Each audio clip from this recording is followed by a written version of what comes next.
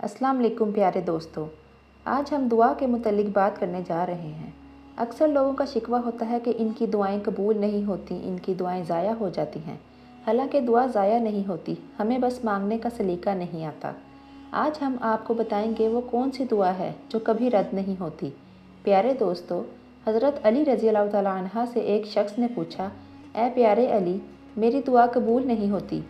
तो आपने फरमाया, ए अल्लाह के बंदे, जब भी दुआ करो तो 3 काम ज़रूर करो। एक ये कि गायब के लिए दुआ मांगो और आपकी दुआ भी कबूल होगी। नबी अकरम सल्लल्लाहु अलैहि वसल्लम के इरशाद के मुताबिक आपने फरमाया कि गायब के लिए दुआ करो, गायब के लिए दुआ की गई कबूल होगी। दूसरी बात फरमाई कि जब भी दुआ मांगो तो नबी अकरम सल्लल्लाहु अलैहि वसल्लम और इनकी आलो औलाद को भी याद रखो।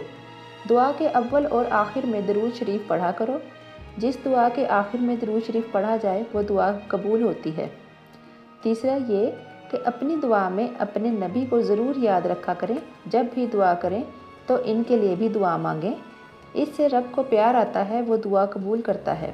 अहदीस मुबारका में दुआ की कबूलियत के औकात भी बताए गए हैं। दुआ की कबूलियत के चंद औकात ये हैं। आप सल्लल्लाहु अलैहि वसल्लम ने फरमाया, तहज्जुद के औकात में मांगी गई दुआ कबूल होती है। तहज्जुद का वक्त रात का आखिरी वक्त होता है।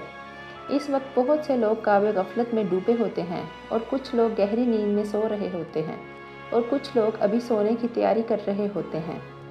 इस वक्त जब कोई बंदा अपनी मीठी नींद कुर्बान करके अपने रब की बारगाह में खड़ा होता है और दुआ मांगता है, रब के हजूर गिड़गिड़ा कर फरियाद करता है, तो हदीस के मुताबिक इसका रब इसकी दुआ ज़रूर सुनता है और बंदे की जायज़ ख्वाहिशात को ज़रूर पूरा करता है। तहज्जुद की नमाज लाडली नमाज है। इस वक्त जो दुआ मांगी जाए वो कबूल होती है। यही वो वक्त होता है जब खुदा ताला आसमानों दुनिया पर आके कहते हैं, है कोई मुझसे मांगने वाला, मैं इसे अता करूं। कोई रिज़्क़ का तलबगार है तो मैं इसे रिज़्क़ अता करूं। इस वक्त जो लोग जाग रहे होते हैं, रब से मांग रहे होते हैं, इनकी मुरादें पूरी हो जाती हैं और जो सोए हुए होते हैं वो शिकवा करते हैं कि हमारी दुआ कबूल नहीं होती। दूसरा वक्त सजदे का है। सजदे की हालत में मांगी गई दुआ कबूल होती है। जिस वक्त इंसान सजदे की हालत में होता है तो वो अपनी पेशानी को अल्लाह की बारगाह में ज़मीन पर झुका कर टेकता है। अल्लाह को अपने बंदे की ये अदा, ये आजिज़ी इतनी पसंद आती है कि वो अपने बंदे की इस हालत में मांगी गई दुआ को ज़रूर पूरी करता है। झुकना अल्लाह को पसंद है। जो झुक गया वो मुराद पा गया। तीसरा वक्त अज़ान का वक्त है। अज़ान के दौरान मांगी गई दुआ कबूल होती है। अज़ान से मुराद वो पुकार और बुलावा है जो अल्लाह की जानिब से इसके हुक्म से इंसानों को नमाज के लिए दिया जाता है। अज़ान नाम ही कामयाबी का है। अज़ान पुकारती है, आइए कामयाबी की तरफ। जब इंसान अल्लाह के इस बुलावे पर लब्बैक कहता है और इसका जवाब देता है तो इस वक्त खुदा ना सिर्फ इंसान की दुआ सुनता है बल्कि इसको पूरा भी करता है। चौथा और बेहतरीन वक्त फ़र्ज़ नमाज के बाद का है। फ़र्ज़ नमाज के बाद जो दुआ मांगी जाती है वो दुआ ज़रूर कबूल होती है। अल्लाह ने इंसानों पर दिन में 5 नमाज़ें फ़र्ज़ की हैं।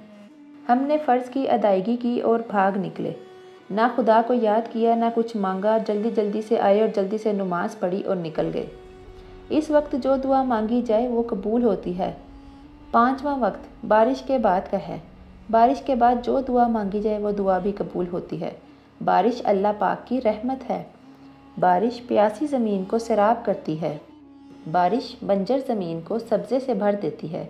बारिश मुर्दा ज़मीन में रूह फूंक देती है। बंद चश्मे जारी कर दिए जाते हैं। खुदा की हर मखलूक के लिए खुशी और राहत का सबब बनकर बरसती है। ऐसे वक्त में अल्लाह ताला इंसान की दुआओं को कबूल करता है। रहमत के मौका पर रहीम को याद किया जाए तो वह ज़रूर दुआ सुनता है। छठा वक्त सफ़र का है।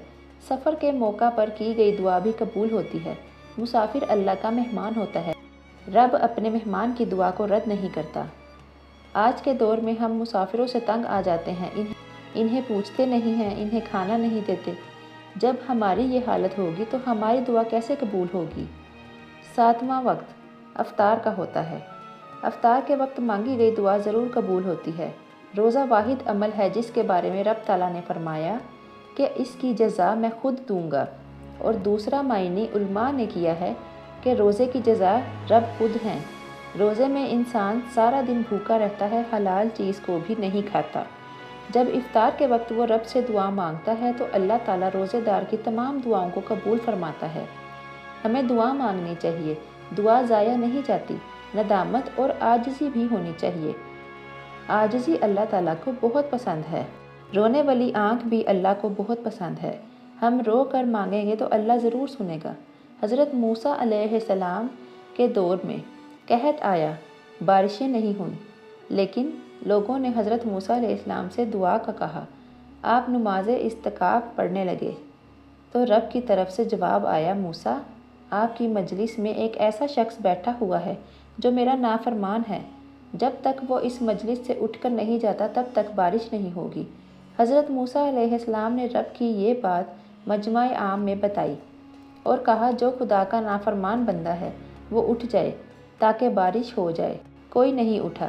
دوسری بار پھر کہا، تب بھی کوئی نہیں اٹھا۔ تیسری بار پھر انہوں نے یہی بات کہی، لیکن تب بھی وہ نافرمان شخص نہیں اٹھا۔ اب اس میں جو نافرمان شخص تھا اس نے ہونٹ ہلائے بغیر دل ہی دل میں اللہ تعالیٰ سے دعا مانگی کہ رب مجھے معاف فرما دے، اور رب تعالیٰ نے اسے معاف کر دیا۔ مجمع بھی وہی موجود تھا اور کوئی انسان وہاں سے اٹھا بھی نہیں اور بارش ہو گئی۔